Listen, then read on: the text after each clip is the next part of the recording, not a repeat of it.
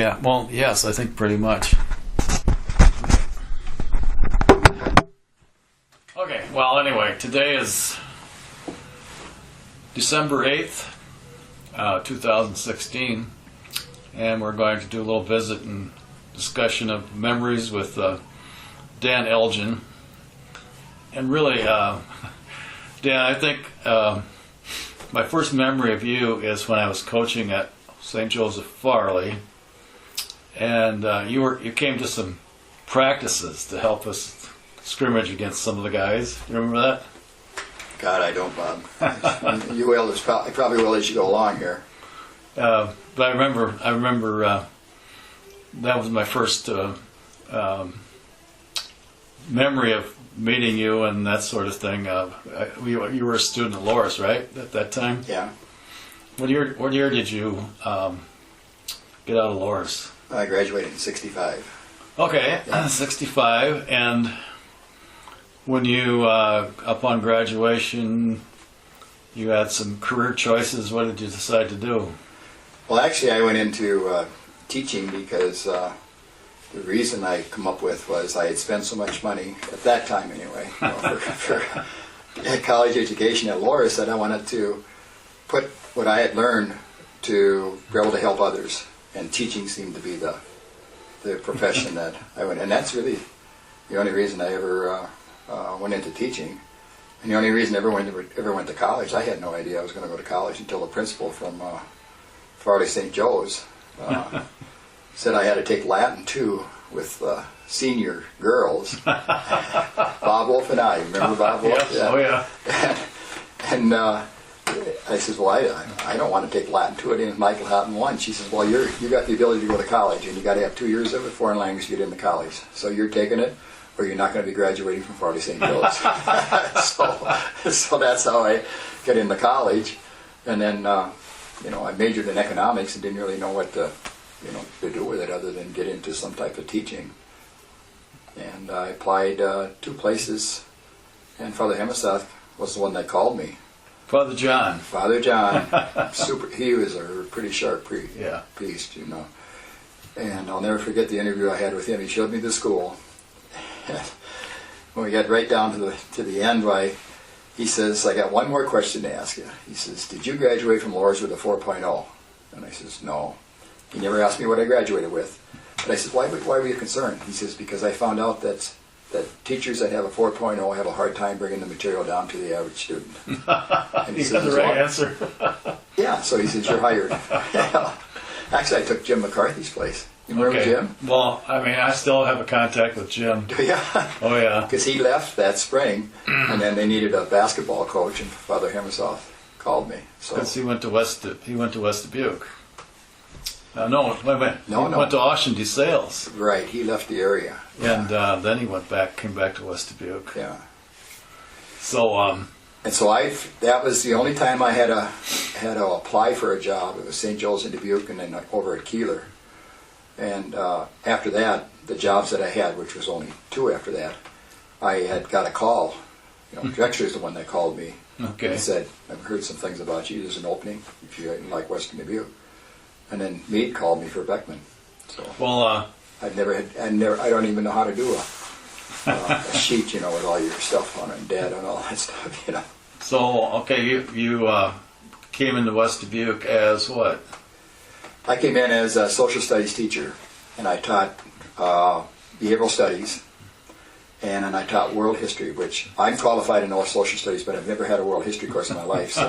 So thank God for Mike Coffey, because he gave me his lesson plans and everything, and I stayed 15 minutes ahead of the students. And then Jim O'Meara, I think he was assistant principal that time. Yeah, he was. And he called me in and says, Dan, I heard that you taught psychology up at Leo, because I put it in up at Leo. And West Dubuque didn't have it yet. And so he says, would you like to teach psychology? Oh, yeah. I said, anything to get out of world history. So then after that, that's the 2 courses I taught for the rest of my career at Western Dubuque. So that was, what year was that you came with West Dubuque? Well, see, I was like a counselor up at Leo under Western Dubuque, too. Right, I remember like that. 3-4 years. But I came down to Western Dubuque, I think it was 78 or 79, somewhere in there. 76. That was right about the time I came to the high school in '78. I think somewhere, yeah, Wait, 78. did you take O'Meara's? No, not really. I'm trying to think. I came in when Buck retired. That was Afterwards then, because I was there before Buck retired. yeah, and That's a whole story. that's there's a whole lot of stories. But also you also coached at Holy Cross, of course. Yeah, I coached basketball, baseball.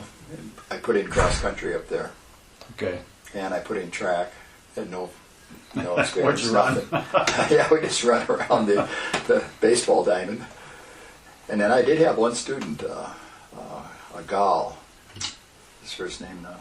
He qualified for the long jump. I mean, he could really jump, and I didn't have any skills or any knowledge on how to teach track. We Yeah. just other schools were putting it in, so I helped them with it.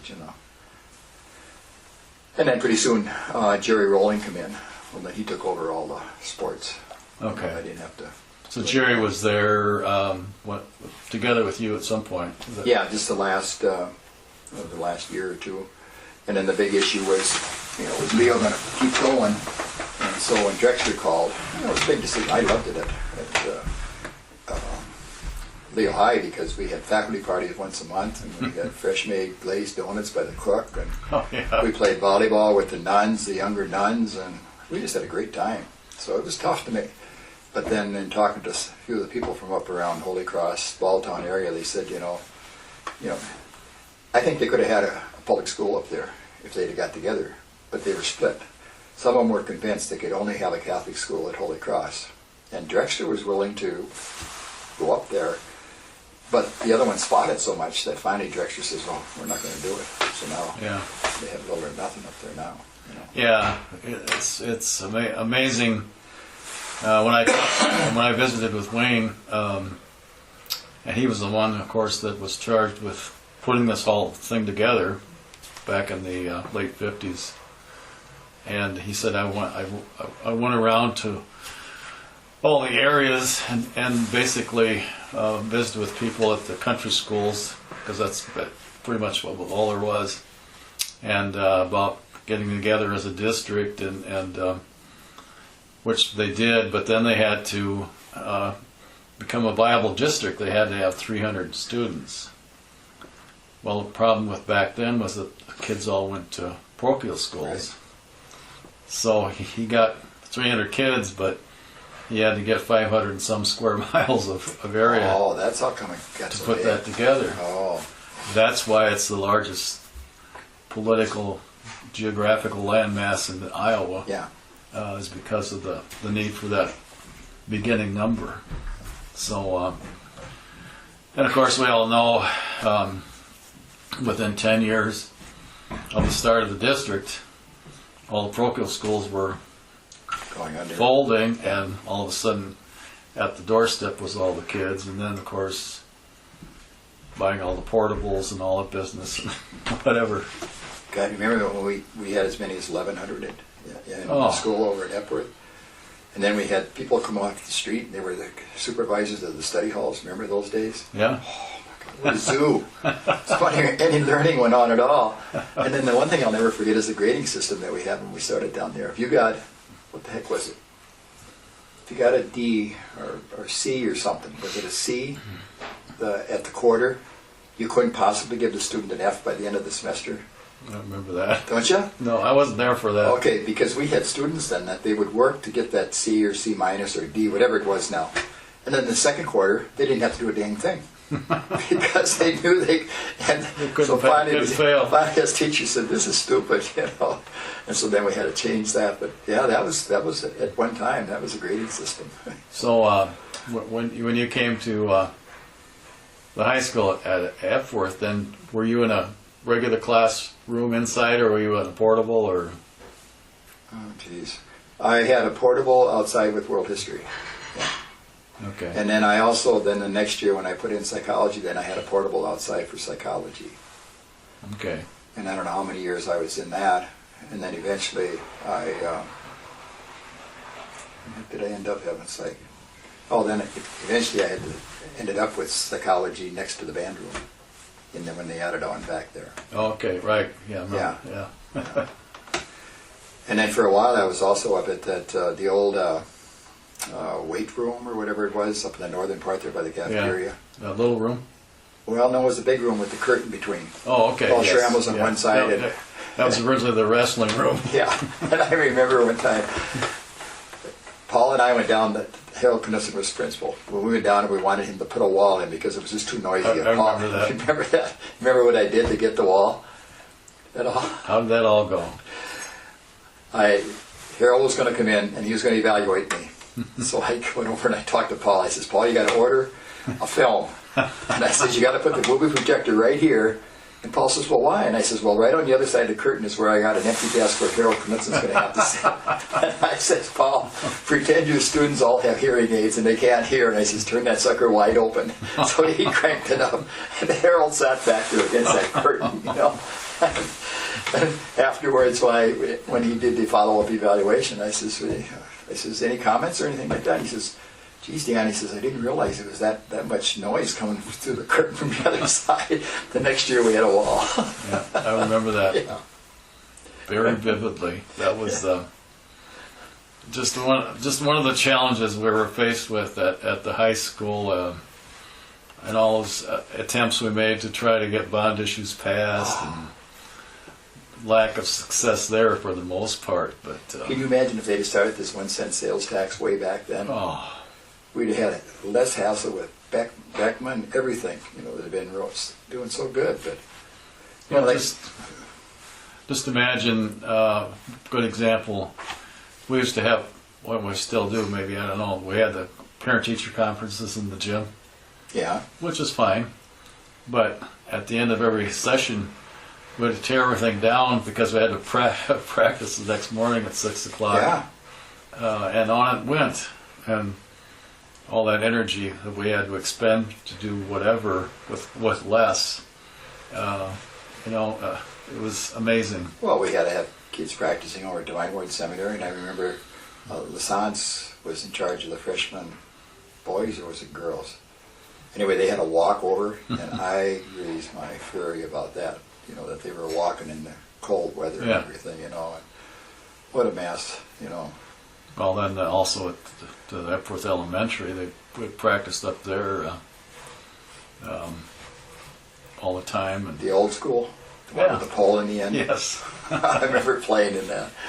God, I wonder more people didn't get head concussions running into that. Well, I never was exposed to that. You were, right? I played in that gym. My God, you know. It was absolutely unreal. And if you happen to trip, you go right into on the one end, you go right into the stands, you know. On the other end, you go right into the wall. Yeah. I think we had, let's see, maybe just one. I'm trying to think. See, I came as a sophomore to Farley St. Joe's. Okay. So it must have been a freshman then when I'd have played, because then they had the new school open. When I was how was that? 'Cause I was at Farley St. Joe's. When did the main school at Western Dubuque start? 62, 63, I believe. Okay, because then I would have played in that. Oh, that was okay. Yeah, I don't remember now, but I remember playing in the old gym. Okay. Yeah. And I played for Farley St. Joe's. So did you start at Bankston then and go to? I went to Bankston, and my freshman year we had 5 kids in the freshman class. We had 26 in the whole high school, so we had them all in the same room. And all the seniors sat by the windows, and then the juniors, then the sophomores, and then the freshmen, and they decided to close the school. And then when we went to Farley, of course, you know, our classes then were like, I think I had 26 in my graduating class. And then we played basketball my first year over there. We played down in Memorial Hall. Oh, is that right? That's where we had basketball, yeah. Okay. Because in my 4 years of high school, I never played other than varsity basketball. I was always in the varsity freshman, sophomore, junior, and senior. My freshman year, we won the Archdiocesan tournament in Dubuque. Okay. We had Ralph Gatto, who scored 2,000 and some points in his high school career. Yeah, pretty much a legendary figure. Oh my wasn't he? gosh, he was awesome. You know. So then after sophomore year, I played with varsity and junior and senior. So we had a great time. You know, we had a fun class. And there was always the road trips, you know, that back then where you didn't have a bus, you had to take cars and all kinds of experiences in the weather and that sort of stuff. And Well, heck, when we first got married, we lived in Balltown, and I taught up at Lale, and I drove the school bus with the students from Balltown up to Holy Cross, and I drive them home. So when did you connect with Grace? Well, that was in 70. What was it? I'm trying to think. But 68, 69, somewhere in there. Okay, so then you got married in... I don't even remember that. Don't ask that. I can't remember the exact date. But she started... 73. She went through nurse's training. But you went, then you lived in Balltown. Yeah, right after that for 2 years. And then my brother got killed that time. So then it was a choice of my older brother or I had to come over and help my sister-in-law with her 3 kids. And my older brother's wife says, no damn way am I moving out to the farm. So then Grace and I moved out to the farm. And my dad had passed away the year before. So then my mom moved to Dubuque in a mobile home. And so then that's why we ended up being farmers. Okay. Otherwise we had a lot bought in Balltown. And we were going to build a new house the next year. Okay. Because we loved it over there. And all the people over there in the main part of town was about our age. We all played softball. You know, we partied together, snowmobiled together, everything, you know. But then, you know, with Jerry's death, that just changed everything. So. Do you remember, I don't know what year this was, we went on a trip down to Arkansas. Arkansas. You and I and Alan, wasn't it? Yeah. I don't remember the year either. All I know is that I won a trip or something on one of these deals, you know. We had to listen to this talk and so forth, so we traveled down to Arkansas. It's the only time I've ever been down there, I think. Yeah, well, I guess I was one other time later, but that was quite an experience. Yeah. But how about other memories of at the high school at West Dubuque? Besides the raccoon incident. Well, Dick Smith, you had interviewed him. Yeah. He was always one to give us social studies people a hard time about using audio visual. And I said, Dick, you're way old fashioned. You got to start doing that. He said, well, if I could get a tape, you know, or film. So I said, Dick, I'll get you one. So I got him a film, and I says, Dick, and that was Keystone always brought those, right. You know. So they brought it. I didn't show it to Dick, and I says, I'll have it all set up for your class, you know, the next period. So I went in beforehand, and he had the old real projectors, you know, everything. And I set it up, and I called Dick in, and I said, Dick, all you have to do is push this button. He said, what's it about? And I said, oh, don't worry about it. You know, it's on math. You know. So I'll never forget. Afterwards, he came on. He said, "God dang you, Elgin!" You know, he pushed the button, and the film was in black and white about the 10 little Indians. I said, "Did you show the whole thing?" Well, no. Well, see, I mean, lots of stuff, but you remember, I'm sure, Frank Moosel. And how structured Frank was as far as his everything was organized. And so every so often we would have an assembly, and of course the time schedule would be changed, and that always brought Frank up to a frenzy as far as, you know, trying to fit everything in. And so these guys knew that. Well, they made up this fake schedule for Frank, and it was an assembly. And so they put together periods of, I think, 30 minutes and 40 minutes, and then one of 10 minutes, and another with 10. And so they put it in his mailbox. And so everybody's sitting there, and he comes in and pulls it out. What the hell damn thing is this? He slaps. Oh, yeah. Well, the best Frank Moosel story, though, I heard was when we were trying to improve our ITED scores. And so we were given sample questions for all our different areas, you know, social studies and science and so forth. So Frank gets his. he has the kids go through these supposedly sample questions, and they figured out all the answers and made sure they had them correct. Well, when the real ITED test came that day, he hands it out. Students start taking a look at it, they start working on it, and they said, "Mr. Musil, I think we got the wrong test." And he says, "Well, why?" And they said, "Well, they're the same questions that we had on the sample one that you gave us yesterday." It's exact. However, he got them mixed up. I don't know. That's funny. Yeah.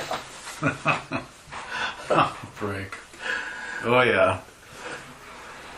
There were a lot of good times at Western Dubuque. It was.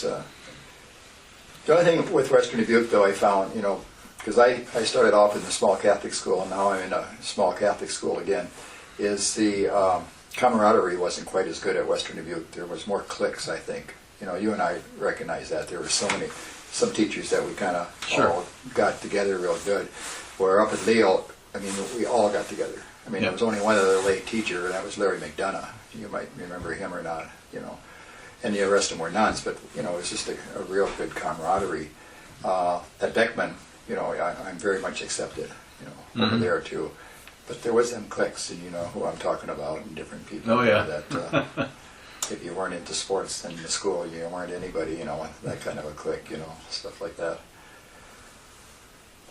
And then what I remember most about my class was Little Bobcat Day. That was quite a that deal. was good stuff. And one time I think I had like 90 little kids running around. That was the most I ever had. And that was kind of... Yeah, that was was that a particular time of the year that you did that, or? I did it each semester. And it was usually about halfway through the semester when I covered the development unit. And the first,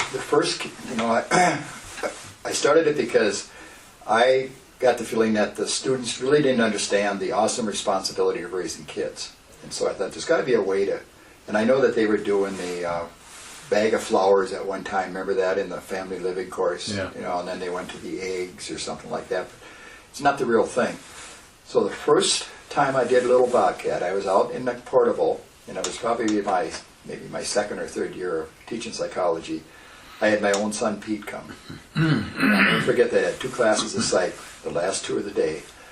And my Grace, my wife, brought him in at the beginning of the second last period.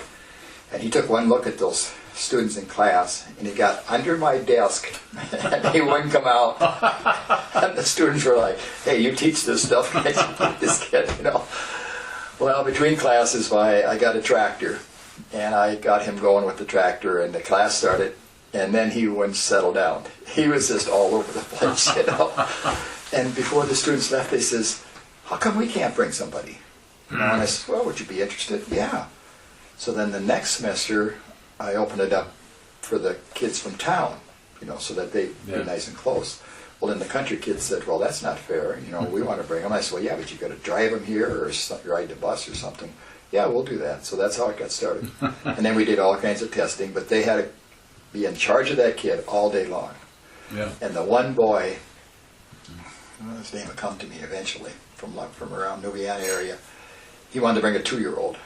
And I says, is she potty trained?" "No." And I says, "Well, okay, you can bring her on one condition, that you change her diaper and you take care of her and you don't pawn her off to any other girl in the class." I says, "You got to promise me that." So he says, "Okay, I promise," because he really wanted to bring her. We really couldn't do a whole lot with 2-year-olds, but we did some little testing with them. And then we had the testing for the 3, 4, 5, 6 years old, And he came back the next day and he says, "I'm never going to have kids." Never. He says, "My God." He says, "I was so tired by the end of the day." And I said, "Yeah." He said, "That's what it's all about." And I said, because, like every summer we'll have our grandkids for a week or whatever. I don't know how we ever did it. Thank God we were younger when we had our kids, because you're exhausted. Yeah, as grandparents. And then when they had to take them to other classes and try to keep them quiet, they had to figure out, what can we do? Keep them entertained. Yeah. And then I know one time there was one of the teachers from where the 6-year-old was going to school kind of gave the parent a hard time about taking the child out for one day. And the parent looked at the teacher and says, "I think it's more important for my child to have some kind of bonding with an older sibling for one day than it is to be concerned about missing one day of class. Yeah. So the parent really thought it was worthwhile. And most teachers were cooperative, and I'm sure it was a hassle for a lot of them. Oh, yeah. But, I don't know whether, not too many of them ever come up to me and gave me a hard time about it. Nope. It was always a popular thing. Yeah. And I'm stuck, I don't know how long I'll be at Beckman, but I always thought about starting it again, but you're just so much pressed for time, so much stuff to cover nowadays. The textbook that I use now is probably about at least double the amount of information that I had when I was teaching at Western Dubuque. What are some of the borders and boundaries that have been passed in psychology as far as you're concerned, from when you started to now? Oh, well, when I started, I had a book, about 10% as thick as what it is now. And, the topics, homosexuality as an example, wasn't even covered, things like that. Right. Tourette's, remember the first case of Tourette's we had Yeah. at Western Dubuque? He was a freshman and came in, and we had a meeting. Nobody knew what it was. Yep. Sleep app, all the sleep disorders. Didn't have any of that information years ago, because sleep labs were brand new. Hell, it wasn't that, Mercy in Dubuque at the time had no sleep lab. That came Iowa City. We had a girl from Worthington that had narcolepsy, and she shared it with the class. And it took her 7 years for them to properly diagnose her as having narcolepsy. They thought she had cancer and everything else, that she was always falling asleep all the time. She was so tired. Yeah. Well, then finally she went down to the University of Iowa, where they had, or the hospital down there, where they had a sleep lab. And within the first 15 minutes, they diagnosed her as narcoleptic. Wow. And she was so tired because narcoleptics, they spend all their night dreaming. They never get down to stage 4. Wow. So they can sleep 24 hours. So once they put her on a strong stimulant, she could now drive to school without falling asleep, and she wasn't falling asleep in class or anything, So Good example. There's just so many topics, that every year, I have to read. I read Scientific America, I read Psychology Today, I read Reader's Digest, and I read the daily newspaper, picking out articles that pertain to class. It's just mind-boggling. But it's good for me. That's why I enjoy it. It helps me keep my mind a little sharp, trying to keep remembering things. I always tell people my goal is to live to be 90, but I want to know who I am when I'm 90, or else what the hell's the use of living that old, Well, it's, yet the boundaries of things you don't know yet about the mind is still such a challenging field to...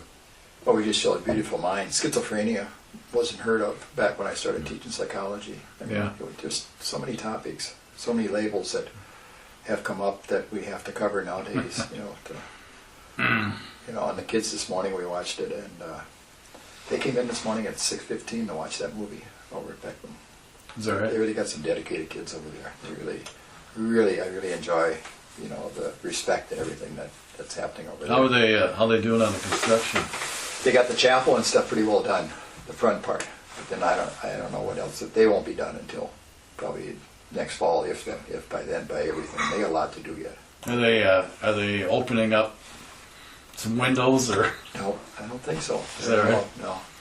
Which is kind of nice. The only problem you have is, like today now, I noticed the kids were there at 6:15, and I went up about I guess it was about 8:30, I guess, and got some papers from the office, and I come back and the room was really warm because not a good ventilation system. But there's no distractions, Bob. Okay. The only distractions we hear are kids going down the hallway through the doorway, and it's very safe. I mean, the door's locked. It's got wires on the glass, so if any intruder would come in, they'd have a tough time getting in. Okay. And so from that point of view, Well, I don't mind it, because otherwise, where the room where I ended up teaching down by the band room, they were cutting grass outside and everything until I went out and complained. I'll never forget up in the old wrestling room. Wow, who the heck was the janitor that come in? Tony? Tony came right in during class and went over to the windows and started putting some things on the window right during class. And I says, Tony, can't you possibly wait till after class?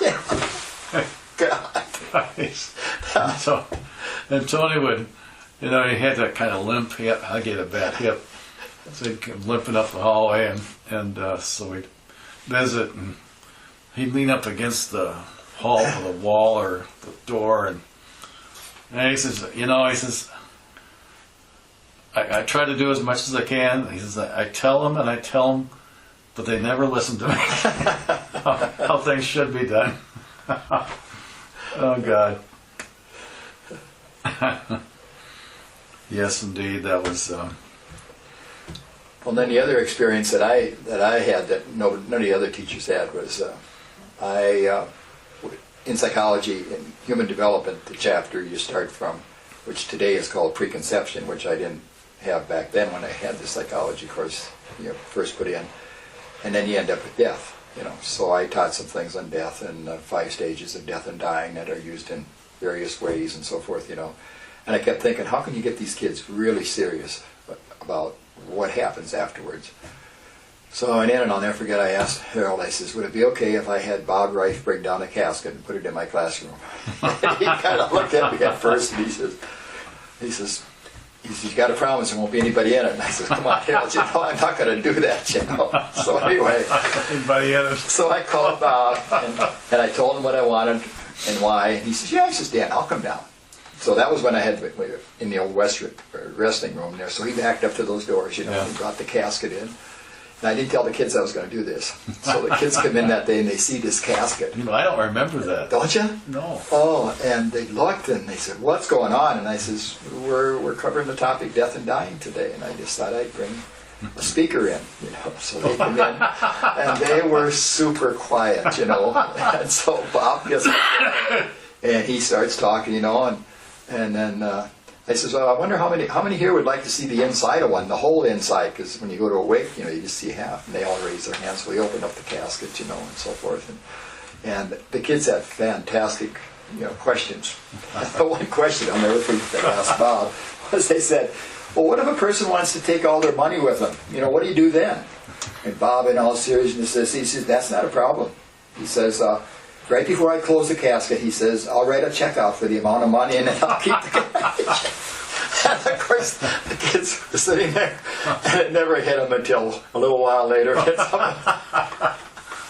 awesome. And then, that same day, I remember the old Butts florists from Epworth? Oh, yeah. Okay, they were bringing flowers over for, I don't forget what the occasion was, but they come over to school. And they came back through that back door, they always did, back, and they saw the hearse there. And they'd walk inside, and the kids are happy-go-lucky and all this stuff.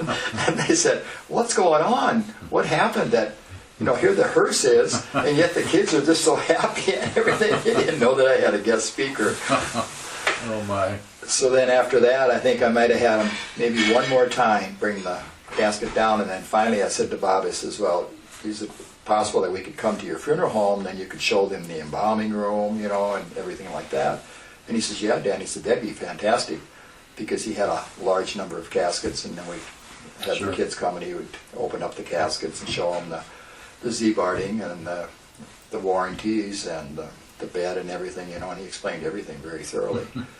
So then he takes them into the embalming room, and, you learn a lot from mistakes, from experiences, and all of a sudden I happen to just look across at the gal on the other side of the embalming room, and her face is real white, and before I got over to her, she collapses. So I went over and I grabbed and tried to pick her up. I got her up, and Bob says, there's a door right there. One of the kids opened it, got her outside, but then she fainted. After that, then I'd tell the students, and we've been doing this for, I don't know, probably 40 years now, I suppose. I tell them, if you feel faint, have a partner that you can tell. And I says, if they think this is going to bother you, just kind of stand up by me, and then I'll. Yeah. And if you don't want to go through it, you don't have to. And, kids are very extremely strong and resilient, because I had a girl one year that she buried her father on Monday, and on Wednesday we had the funeral home visit.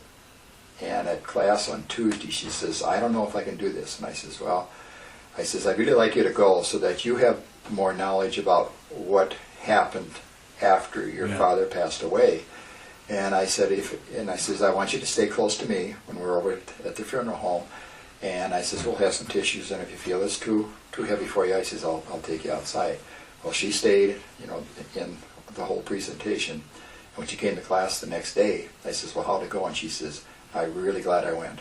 She says, I really feel great about the way they took care of my dad. Wow. So that was kind of a unique situation. Oh, yeah, for sure. And as you'll notice, I usually don't mention too many names because I'm just kind of used to doing that. I don't. I give a lot of examples and stories when I teach, but I don't.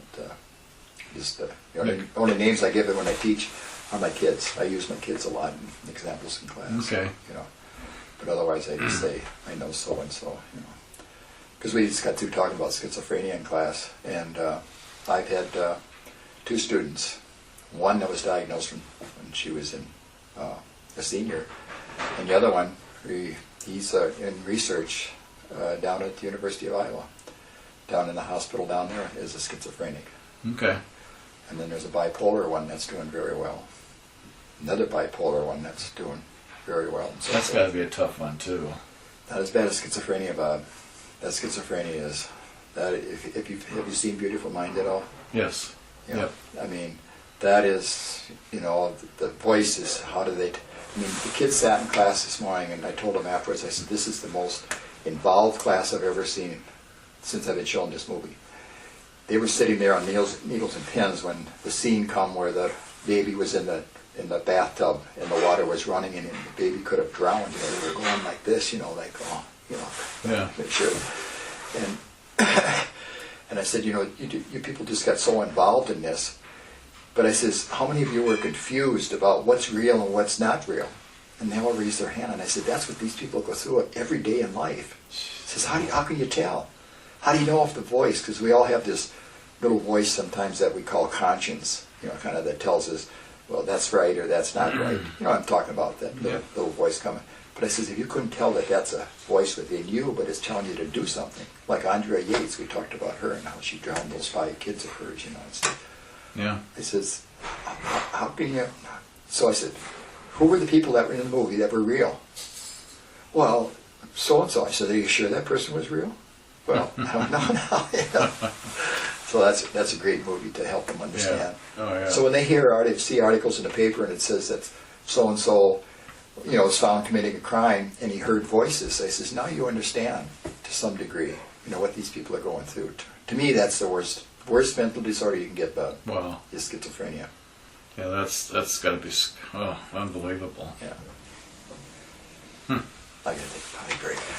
Yeah. Shut that off. Yeah, just.